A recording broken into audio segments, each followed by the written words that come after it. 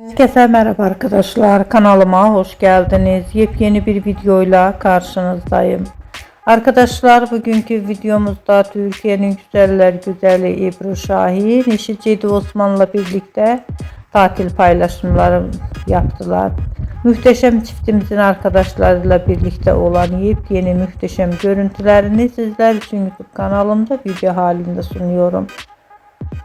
Umarım beğenirsiniz. Arkadaşlar, videomu beğendiyseniz kanalımı izlemeyi ve bildirim butonuna basmayı unutmayın. Şimdilik benden bu kadar olsun. Yeni videomuzda görüşmek üzere.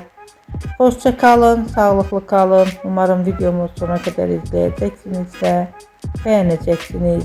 İyi seyirler.